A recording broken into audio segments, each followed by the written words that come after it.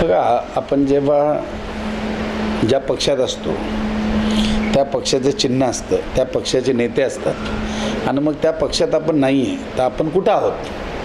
तर आपण आता शिवसेना शिंदे साहेबांचं नेतृत्वामध्ये आपण प्रवेश केलेला आहे आणि ते तुमच्या माध्यमातून लोकांना समजावं या दृष्टिकोनातून आजची पत्रकार परिषद घेतलेली आहे.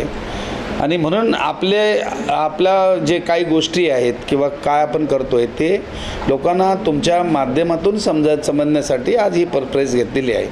आणि म्हणून मी काय काय केलं ते तुम्हाला सांगितलेलं आहे आणि काय करणार आहे.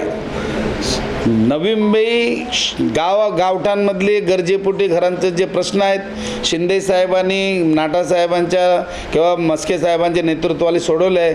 त्याच्यात काही सिडकोचे सर्वच अधिकारी नाही, काही सिडकोचे बदमाश अधिकारी आहेत. तो जो आपला चेअर निघतो त्याच्यामध्ये काहीतरी खोड त्या ठिकाणी घालून ठेवतो, खुट्टी घालून ठेवतात. ती खुट्टी काढण्यासाठी प्रयत्न करेन आणि एकही घर अनधिकृत ते सिडको म्हणते पण मी म्हणतो गरजेपोटी बांधलेलं घर आहे. तो प्रश्न 100% सोडवण्यात प्रयत्न करेन. शहरामध्ये ज्या काही जे पुनर्वसन चाललं आहे किंवा रिडेव्हलपमेंट चाललं आहे ते रिडेव्हलपमेंटची कामं सहजरित्या किशोर पाटकर साहेब असतील, नाटा साहेब असतील, आपले खासदार साहेब आणि शिंदे साहेब हे प्रयत्नशील आहेतच. हे खारीचा वाटा म्हणून त्या ठिकाणी मी निश्चित उचलीन. झोपडपट्टी एरिया जो आहे त्या काही लोकांच्या नाकर्त्यामुळं ते राहिलेला आहे प्रश्न. आज ह्याचे तो जो विभाग आहे तो विभाग देखील आमच्याकडे MIDC.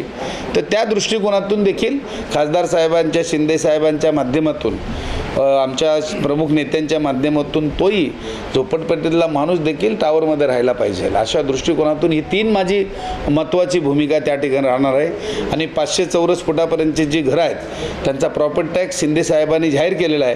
त्याची अंमलबजावणी करण्याचं काम त्या ठिकाणी होईल.